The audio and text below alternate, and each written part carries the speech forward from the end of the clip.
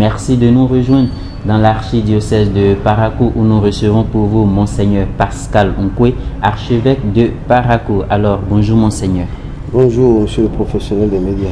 Avec vous, nous allons nous intéresser à l'une de vos plaquettes que vous avez sorties il y a très peu. Elle est intitulée « Aux femmes, un peu de pudeur face aux excès de la mode vestimentaire et des femmes ». Alors, elle se lance. Pourquoi cette alerte? Merci de vous intéresser à cette plaquette. Je crois que je ne l'aurais jamais écrite si ce service ne m'avait pas été demandé. C'est ceux-là qui sont dépassés par le phénomène mode vestimentaire. C'est vrai que le titre c'est « Aux femmes, un peu de pudeur ». J'aurais pu dire aussi « aux hommes » parce que sur ce thème, il y a aussi des hommes qui s'habillent très mal aussi. Qui s'habillent très mal. Cela sonne comme une alerte tout simplement parce que cela crée de la distraction dans le lieu de culte. Et on vient dans un lieu de culte pour s'unir à Dieu. Il vaut mieux que ces personnes mal habillées ne viennent pas, ou plus exactement, il vaut mieux qu'elles s'habillent bien avant de venir dans le lieu de culte.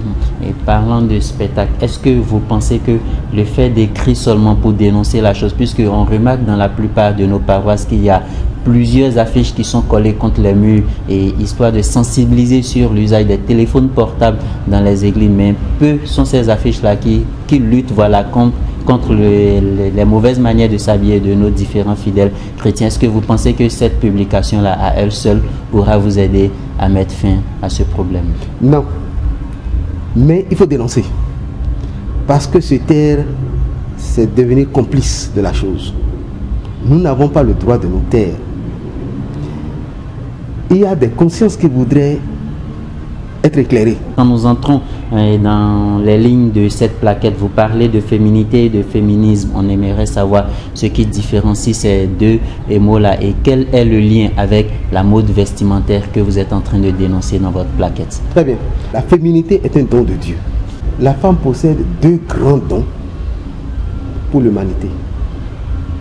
Sa féminité et sa maternité. C'est-à-dire le mode d'être femme. La différence de l'homme, c'est un don immense. Malheureusement, on essaye de tout faire pour gommer la différence entre l'homme et la femme en parlant d'égalité. Et c'est parce que justement, la féminité n'est plus reconnue comme un don de Dieu qu'on aboutit au féminisme comme pour dire il faut revendiquer les droits de ceci, revendiquer cela. Il faut distinguer deux choses. Une chose est la bonne émancipation, autre chose est la mauvaise émancipation. La bonne émancipation enrichit la société. La mauvaise émancipation détruit la société. La féminité, au fait, c'est quoi? C'est la bonne manière d'être femme. La femme est plus cœur que violence. La femme est plus tendresse. Le Dieu de Jacob, lent à la colère, plein d'amour et de tendresse. Jésus lui-même nous demandera de l'imiter dans ces qualités féminines-là. Apprenez de moi, qui suis doux et humble de cœur. La douceur, l'humilité, c'est plus féminin que masculin. Quand on fait allusion, on fait référence à la Vierge Marie.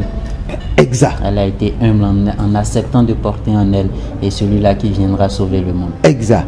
Et maintenant, le féminisme, c'est juste le contraire de vouloir dire nous voulons être comme les hommes, ne pas accoucher, être comme des masculins, tuer les enfants dans nos ventres. Dans les entreprises. Voilà.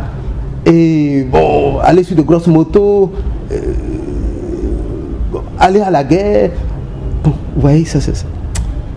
Or, dans nos villages, il n'y a pas si longtemps que cela, je me rappelle encore, la femme n'avait pas le droit de tuer un poulet. Non pas parce qu'elle n'était pas capable, tout simplement parce qu'on dit non, la femme n'a pas le droit de faire du mal. Elle allait dans la maison du voisin, pour, excusez l'expression, pour emprunter un garçon pour venir tuer la poule et repartir. Le reste, la femme faisait. Donc pour dire que la femme n'avait pas droit à la violence, c'est pas bon. C'est pas bon. La féminité, c'est plutôt la douceur. On a poussé la femme à être violente, À se battre au quotidien. on a poussé la femme à être dehors comme l'homme. On a poussé la femme à vouloir être égale, mais du mauvais côté. Mais est-ce que quelque part, c'est pas la femme même qui est responsable de tout ceci? Cesse de parler de parité. Or, on sait que c'est l'homme qui doit normalement se battre pour subvenir aux besoins de la famille. Mais souvent, puisque la femme revendique son émancipation, c'est normal qu'on puisse la laisser aller se battre elle-même. Oui, au fait, on les pousse à cela. Il y a beaucoup de ONG qui les poussent à cela. Si vous voulez être égal aux hommes, il faut faire exactement ce que font les hommes. À vrai dire, qu'est-ce que l'homme fait que la femme ne peut pas faire? Si vous apprenez à la femme à être menuisier ou menuisière, elle va le devenir. Vous lui apprenez à être un mécanicienne d'auto, elle va le faire. Vous lui apprenez à conduire le Titan, elle va le faire. Vous lui apprenez à conduire les avions, elle va le faire. Donc tout ce que l'homme fait, la femme aussi peut le faire, et peut-être même en mieux, en plus beau. Le problème est que, est-ce que ça convient à sa féminité? Voilà le féminisme. Et c'est pas bon. C'est pas bon. Merci, Monseigneur. Nous allons revenir dans votre plaquette là, à vous écouter, ce qui voudrait dire qu'avant, peu sont ces femmes-là, ou bien il n'existait même pas ces femmes-là qui s'habillaient de façon incorrecte, puisque si on fait allusion à la Vierge Marie, c'était une dame qui était tout le temps en voile, qui s'habillait très bien. Mais aujourd'hui, voici ce qu'on constate, des femmes qui s'habillent à moitié nues, peut-être pour séduire certaines personnes, on ne sait pas. Mais est-ce qu'on peut savoir d'où nous vient ce comportement-là, Monseigneur? Il faut dire que cela vient de la nuit des temps. Ce n'est pas un phénomène récent, non. Ce phénomène existait, c'est-à-dire exposer son corps, ça a toujours existé. C'est comme la prostitution, ça a toujours existé. Un manque de censure à tout. Il n'y a pas si longtemps, quand on voulait voir une image pornographique, c'était difficile. Il fallait presque ou se cacher ou acheter un ticket pour voir de la pornographie. Il fallait acheter. Mais aujourd'hui, non. J'apprends même qu'on s'envoie sur les portables, voilà, via les réseaux sociaux, des personnes toutes nues ou en train, n'est-ce pas, de s'unir. Donc, l'intimité est sur les réseaux sociaux. Aujourd'hui, ça a pris une force beaucoup plus grande. Mais mal s'habiller, ça ne date pas de maintenant. La différence, c'est que avant, ceux qui s'habillaient ou celles qui s'habillaient mal, tout de suite, on disait, c'est des femmes de mauvaise vie. Aujourd'hui, on croit que c'est ça qu'il faut. À tel enseigne que parfois les parents eux-mêmes habillent mal leur petite fille à la maison.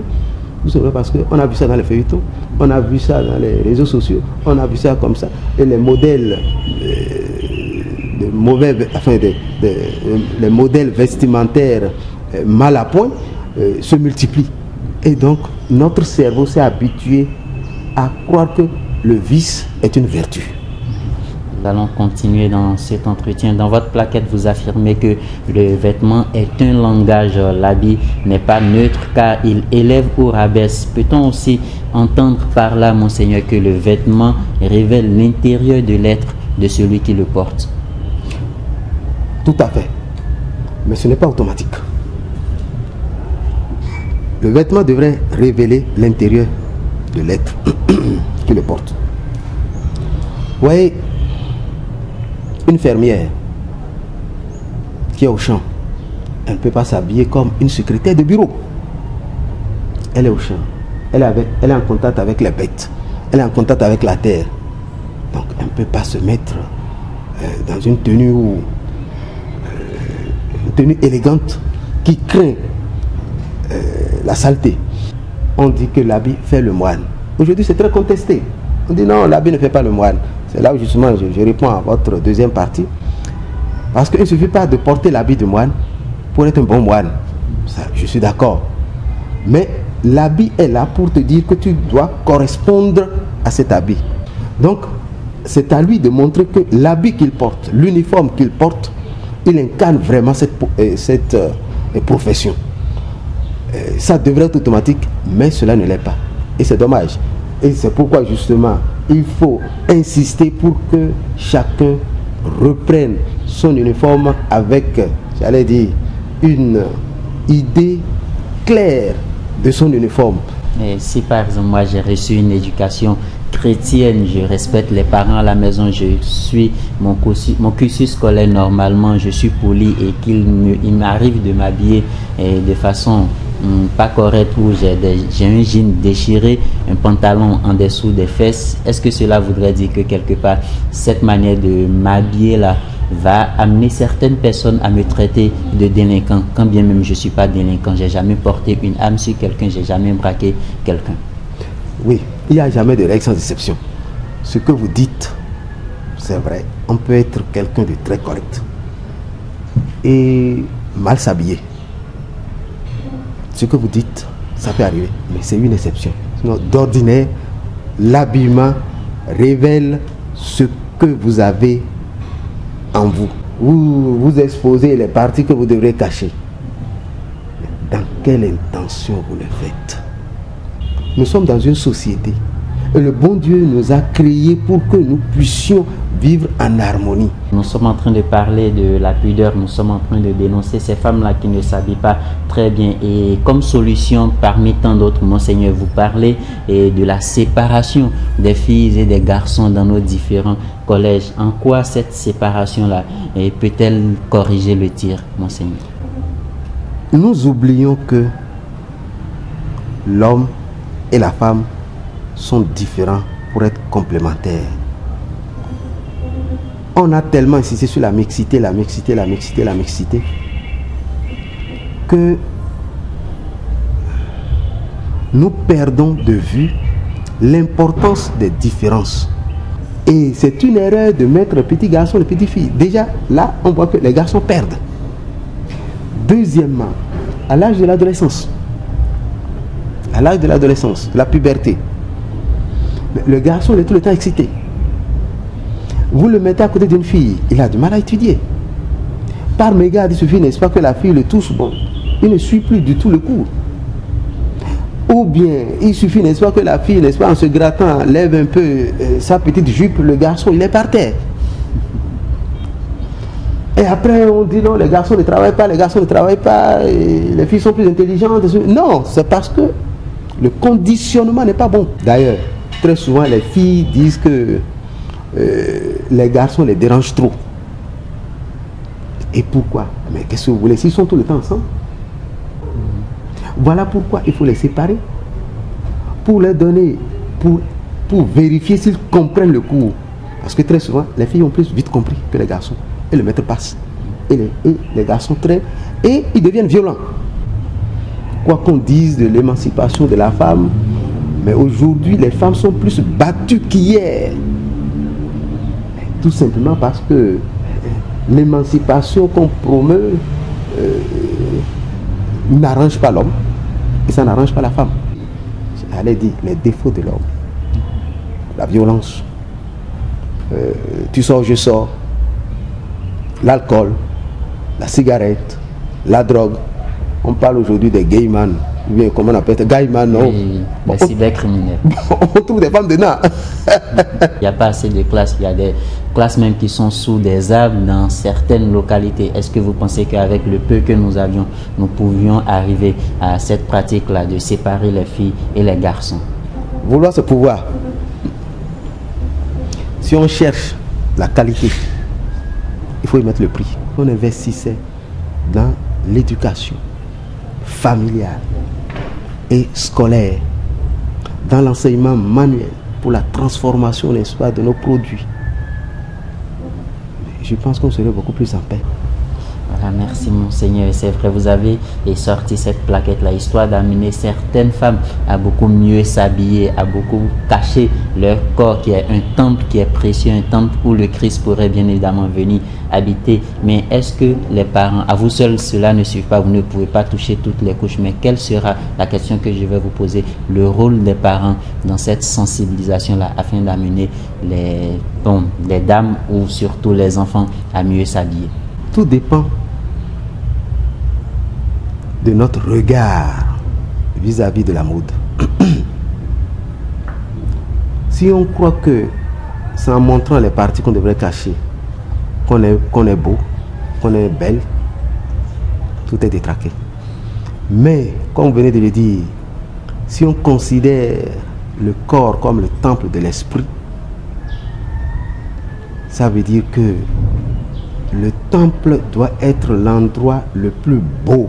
Ce qu'on oublie, c'est qu'une femme mieux habillée a plus de look qu'une femme mal habillée. Quand elle passe, les gens chuchotent. On rit d'elle. Si tu es une femme qui a de l'embonpoint, mais n'essaie pas de rentrer dans des tuyaux. Tu vas ressembler à de n'importe quoi qui n'a de nom dans aucune langue. Or, certaines ont le mauvais goût de s'étaler pour donner du spectacle. Or, une femme bien habillée, elle attire plus de monde. Et même les anges. Si j'avais quelque chose à dire aux parents, et de leur dire de valoriser leurs enfants en les habillant correctement, comme il faut. Et non en découvrant leur corps pour les exposer au vu et au su de tout le monde. Merci Monseigneur. Et vous êtes habillé correctement et je vous félicite. Merci Monseigneur. Voilà. Merci de nous avoir suivis.